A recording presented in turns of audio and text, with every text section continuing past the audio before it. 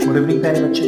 हम लोगों ने जहाँ तक पिछले लेक्चर में सिलेबस कवर किया था, आज उससे थोड़ा और आगे तक का सिलेबस कवर करेंगे, जिसमें हमारे पास टॉपिक ही है मैकेनिकल इक्विवेलेंट ऑफ हीट। तो मैकेनिकल इक्विवेलेंट ऑफ हीट का पहले तो बेसिक डिफिनेशन देख लो, उसके बाद फिर मैं इसको समझाता हूँ कि ये होता क्या है। दरअसल देखिए जरा, होता क्या है, it is defined as the ratio, मतलब ये एक रेशियो है किसका, work done on the system to raise its temperature by heat given to the system to raise the temperature up to the same level is always a constant। यानी कि जो हमारा J है, जिसे मैकेनिकल इक्विवेलेंट ऑफ हीट में कह रहा हूँ, एक रेशियो है किसका, किसी सिस्टम पे जो आपने वर्क डन किया है ताकि उसका टेम्परेचर मान लो आपने 10 डिग्री सी से बढ़ा दिया, तो उसका डिवाइडेड बाय हीट उस सिस्टम को दिया आपने ताकि उसका टेम्परेचर फिर से आपने 10 डिग्री सी से ही बढ़ा दिया है, तो इन्हीं दोनों का जो रेशियो है वो मैकेनिकल इक्विवेलेंट ऑफ हीट कहा जाता है। बात समझ में? लेट सपोज ऐसे इसका एक एग्जांपल से इसको समझ लीजिए अच्छी तरीके से। यहाँ पर ये सिस्टम रखा हुआ है, तो ये ग्राउंड है, मेरा हाथ मान लो ग्राउंड है और मार्कर मैंने यहाँ रख दिया, तो अभी इसका पोटेंशियल एनर्जी 0 है, बट मैंने इसे वर्क किया, कितना अमाउंट ऑफ वर्क किया होगा, तो वो तो mgh के बराबर है। तो mgh के बराबर वर्क किया, जिसके कारण से इस सिस्टम का टेम्परेचर मान लो 10 डिग्री सी बढ़ गया, पहले चाहे जितना हो बट अभी का 10 डिग्री सी पहले की तुलना में बढ़ गया है। ठीक, तो इसे हम लोग रख देंगे W की जगह पे। और अब दूसरा तरीका, अब हमने क्या किया, इसी मार्कर को लिया और इसे नीचे से हीट देना शुरू किया और इसका टेम्परेचर रेज करवा रहे, कहां तक करवाएंगे, 10 डिग्री सी तक बढ़ा देंगे। उस अमाउंट ऑफ हीट को आप नीचे रख दो, तो इन दोनों का जो रेशियो होगा that is called mechanical equivalent of heat. बात समझ में आई? इसे कभी भी आपको भूलना नहीं है। एक तो वर्क डन के फॉर्म में आपने एनर्जी दी है ताकि उतना ही टेम्परेचर गेन करे, और नीचे में आपने हीट के फॉर्म में एनर्जी दी है ताकि उतना ही टेम्परेचर गेन करे, तो इन दोनों का जो रेशियो होगा that is called mechanical equivalent of heat. ठीक, अब खास बात इसमें क्या क्या है वो जरा समझिए। किसी भी सिस्टम को जनरली जब आप किसी भी सिस्टम पर जब आप जनरली वर्क करते हो, तो वो करते हो जो भी वर्क वो आता है एनर्जी के फॉर्म जूल में। ठीक, लेकिन जब भी किसी सिस्टम को जनरली आप हीट देते हो तो उसके लिए हम लोग बात करते हैं कैलोरी की। बात समझ में आई क्या? तो जरा देखो, तो यानी ऊपर वाला जूल है, नीचे वाला कैलोरी है। यस सर, तो जरा देखो तो इसी चीज को समझो, तो 1 calorie of heat is equivalent to 4.2 joule of mechanical work. ये रिलेशन तुम लोग पहले से भी जानते थे sir, 1 calorie equals to 4.2 joule. तो generally work done should be in joule, और जो कैलोरी है हमारा वो हीट गिवन के फॉर्म में दिया जाता है। तो ये रिलेशन यहाँ से इस तरह से आता है, यानी कि हमेशा आपको याद रखना है mechanical equivalent of heat equals to 4.187, या इसे अप्रोक्सीमेटली 4.2 जूल पर कैलोरी भी कहते हैं। यानी J का जो वैल्यू है वो है 4.2 जूल पर कैलोरी। बात समझ में आई क्या? इस फॉर्म में याद रखना है आपको, क्योंकि एक में आप कैलोरी के रूप में हीट देते हो, मतलब एनर्जी दे रहे हो ताकि टेम्परेचर बढ़ा सके, और वर्क वाले में आप जूल के फॉर्म में एनर्जी देते हो, इसलिए ये रिलेशन हमें जानना होता है। बात समझ में आई? और एक चीज और खास बात, 1 calorie of heat is equivalent to 4.2 joule of mechanical work. यानी कि किसी भी सिस्टम को जब आप 1 कैलोरी का हीट देते हो तो सही मायने पे उस सिस्टम ने 4.2 जूल के बराबर का वर्क डन कर दिया हुआ होता है। बात समझ में आई कि तो ये रिलेशन भी आपको याद रखना चाहिए। ठीक, अब क्वेश्चन में इसको कैसे यूज करते हैं तो जरा उसको ऐसे समझिए। क्वेश्चन में जनरली आपको वर्क डन ना देकर करके एनर्जी के अलग अलग टाइप्स दिए जाते हैं। कैसे? जैसे किसी सिस्टम को हम लोगों ने मोशन में डाल दिया, तो मोशन में डालोगे तो उससे रिलेवेंट जो एनर्जी होगी काइनेटिक एनर्जी होगी। तो यहाँ पर जो J का जो फॉर्मूला हो जाएगा वो हो जाएगा ऊपर में वर्क डन, तो वर्क डन की जगह पे आपको लिखना होता है half mv² by ms delta theta. ms delta theta नीचे वाला फॉर्मूला चेंज नहीं होगा। ठीक, ये बात क्लियर हो गई। अब वर्क डन जो है आपने पोटेंशियल एनर्जी के फॉर्म में दिया है, तो ये वाला फॉर्मूला जो J का जो दूसरा फॉर्मूला बन जाएगा वो हो जाएगा क्या, बताओ, mgh भाई पोटेंशियल एनर्जी के फॉर्म में, नीचे होगा ms डेल्टा थीटा। ठीक, अब किसी ने मान लो रोटेशनल एनर्जी के फॉर्म में दिया होगा, तो रोटेशनल एनर्जी के लिए काइनेटिक एनर्जी का फॉर्मूला क्या होता है, हाफ आई ओमेगा स्क्वायर। तो उस केस में अगर आप बात करोगे तो तीसरा फॉर्मूला इसका ये भी हो सकता है कि J इक्वल टू हो जाएगा half I omega square by ms delta theta. तो ये तीनों तरह के जनरली फॉर्मूले यूज किए जाते हैं न्यूमेरिकल सॉल्व करने के दौरान। क्लियर बात हो गई। अब इसमें सबसे इंपॉर्टेंट बात जो मैंने यहाँ नोट के रूप में लिखी है ये भी आप जान लीजिए। If work done and heat both are measured in the same unit then J equals to 1। अब बात ये हो गई कि सर हम लोगों ने क्या बात करी थी, हमने बात करी थी वर्क डन हम लोग जनरली जूल में देते हैं और जो हीट है वो कैलोरी में देते हैं। बट अगर मान लो आपको वर्क डन भी कैलोरी में ही दे दिया जाए और हीट भी कैलोरी में दे दिया जाए तो J बराबर 1 हो जाएगा, या इसी का उल्टा वर्क डन भी जूल में दिया जाए और कैलोरी भी जूल में दे दिया तो ये दोनों का रेशियो 1 हो जाएगा। बात समझ में? यानी कि कुल मिलाकर के जो J है वो यूनिट का डिफरेंस आने के कारण से हम लोग इसका यूज किया करते हैं। बात समझ में? तो इतनी इंपॉर्टेंट बातें आपको ध्यान में रखना चाहिए जब क्वेश्चन आप बनाते हो तो, और IIT के एडवांस में जनरली से क्वेश्चन आ जाते हैं। ठीक, चलो अगला टॉपिक जो हमें पढ़ना है ये भी छोटा सा टॉपिक है। एक IIT का क्वेश्चन आया हुआ था जिसमें इस टॉपिक का जिक्र था रिलेटिव स्पेसिफिक हीट, तो मैंने इसलिए इसको लिख दिया है, हालांकि बहुत हद तक हमारे जनरली बुक में लिखा भी नहीं जाता है। देखो जरा, it is defined the ratio of specific heat of any body and specific heat of water, यानी कि सिंपली एक रेशियो है किसका किसी गिवन बॉडी का specific heat divided by water का स्पेसिफिक हीट। तो क्वेश्चन में जनरली आपको किसी बॉडी का स्पेसिफिक हीट ना देकर करके उसका रिलेटिव स्पेसिफिक हीट दे देता है, तो वहां से उस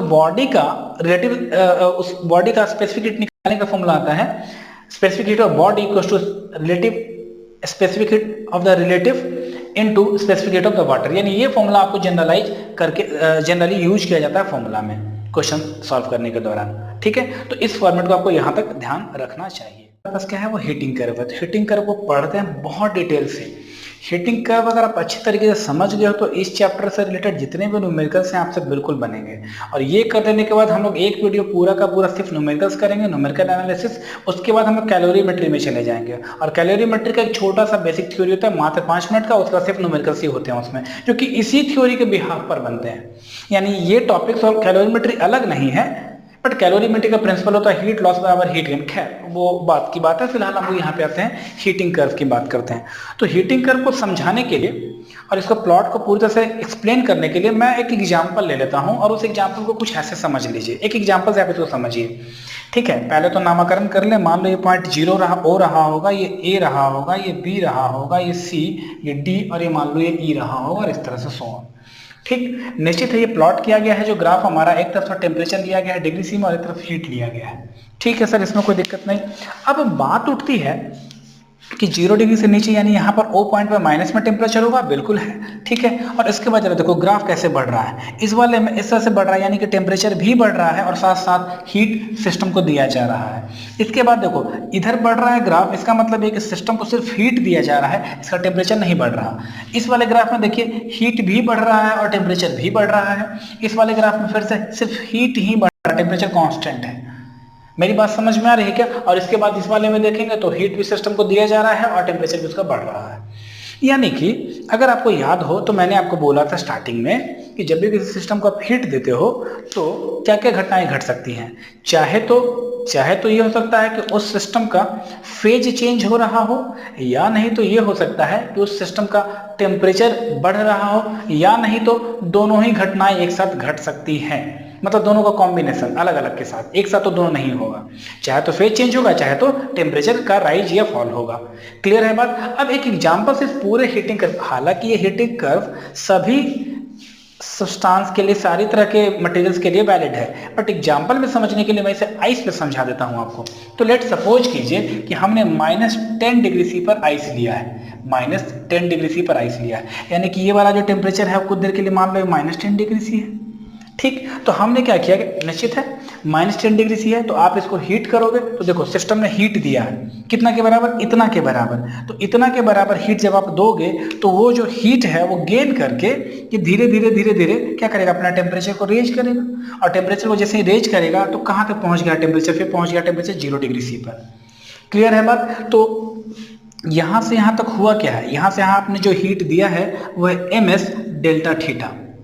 हाँ सर, इसमें कोई दिक्कत तो नहीं है। अच्छा, इस O से A के बीच में, इस O से A के बीच में हो क्या रहा है, इस घटना को क्या बोलते हैं हम लोग, जरा सोचो। यहाँ से O से A तक क्या हो रहा है, सॉलिड में था इस, बट वो किस में कन्वर्ट हो रहा है, धीरे धीरे किसी और, क्या इसका स्टेट ट्रांसफॉर्मेशन हो रहा है? बिल्कुल नहीं, सिर्फ इसका टेम्परेचर में राइज हो रहा है। यस सर, यानी O से A के बीच में जो घटनाएं घट रही है वहां पर सिर्फ टेम्परेचर राइज हो रहा है, टेम्परेचर में राइज हो रहा है, और सिस्टम जो है हीट को गेन कर रहा है और टेम्परेचर राइज हो रहा है, और इसके लिए फॉर्मूला जो है heat given to the system ms delta theta use होगा। नो डाउट सर, कोई दिक्कत नहीं। यानी O से A में टेम्परेचर -10 डिग्री से -9, -8, -7 से लेकर के पहुंच गया है 0 डिग्री सी पे। ठीक, अब 0 डिग्री सी से देखो पॉइंट्स यहां से यहां तक गया है। A पर और B पर दोनों जगह पर जो स्टेट्स ऑफ मैटर में जरा समझिए क्या फर्क आ रहा है। A पर भी टेम्परेचर 0 डिग्री सी और B पर भी 0 डिग्री सी है। यानी यह वह जगह है जहां पर स्टेट का ट्रांसफॉर्मेशन हो रहा है सिस्टम का। सिस्टम एक फेज से दूसरे फेज में कन्वर्ट हो रहा है, तो क्या हो रहा होगा सर, इस जगह पर वो है आइस में। ए पर क्या है, वो आइस में है, बट बी पर क्या है, वो वाटर में चला गया है। लेकिन कब, आइस है एट कितने पर बेटा, 0 डिग्री सी पर, और बी पे क्या है, ये वाटर है बट कितने पर, 0 डिग्री सी पर। यानी जो ए बी का जो प्रोसेस है, AB का जो प्रोसेस है, समझे जरा, इस केस में टेम्परेचर का राइज नहीं हो रहा, टेम्परेचर राइज नहीं हो रहा, बट हीट का गेन हो रहा है। हीट का गेन तो हर जगह पे होगा, हीट गेन हो रहा है, यस सर। और लेकिन हीट का जो गेन का जो फॉर्मूला है, यहाँ पे हीट गेन का फॉर्मूला है ms डेल्टा थीटा, बट यहाँ जो हीट गेन का फॉर्मूला है वो होगा MLF। अब बोलोगे सर Q बराबर MLF आपने क्यों लिखा, क्यों, क्योंकि याद करो latent heat of fusion, fuse हो रहा है किस से किस में, आइस से वाटर में, तो इसलिए मैंने लिखा MLF। बात समझ में आई क्या, कोई दिक्कत नहीं। तो यहाँ पे ये बातें आपको ध्यान में रखनी चाहिए। यानी यहाँ से यहाँ तक में क्या हो रहा है, फेज ट्रांसफॉर्मेशन हो रहा है। ए से बी में क्या हो रहा है, फेज ट्रांसफॉर्मेशन हो रहा है। मैं यहाँ लिख देता हूँ, phase transformation takes place, phase transformation, ठीक है, जिसमें टेम्परेचर का राइज नहीं हो रहा, टेम्परेचर का राइज नहीं हो रहा, हीट गेन तो सिस्टम का होगा, जिसका फॉर्मूला होगा Q = MLF। ठीक, चलिए आगे बढ़ जाते हैं। अब B से C में क्या हुआ होगा, तो देखो वाटर एट 0 डिग्री सी है, तो C पर क्या रहा है, जरा समझिए इसको। C पर ये आ रहा है 100 डिग्री सी पर, तो यहाँ पर भी वाटर एट 100 डिग्री सी था, और यहाँ भी होगा वाटर ही, बट कितने पर बेटा, 100 डिग्री सी पर। सॉरी, यहाँ मैंने गलत बोला क्या, वाटर एट 0 डिग्री सी है यहाँ पर, और यहाँ पे वाटर एट 100 डिग्री सी। तो C पर, C जो पॉइंट है वहां पे है तो ये वाटर में ही, यानी कि यहां से यहां तक क्या हो रहा है, टेम्परेचर का राइज हो रहा है। तो मैं लिख रहा हूं BC, मैं नीचे से ऊपर लिख दे रहा हूं, BC में क्या हो रहा है, टेम्परेचर का राइज हो रहा है। यस सर, हो रहा है।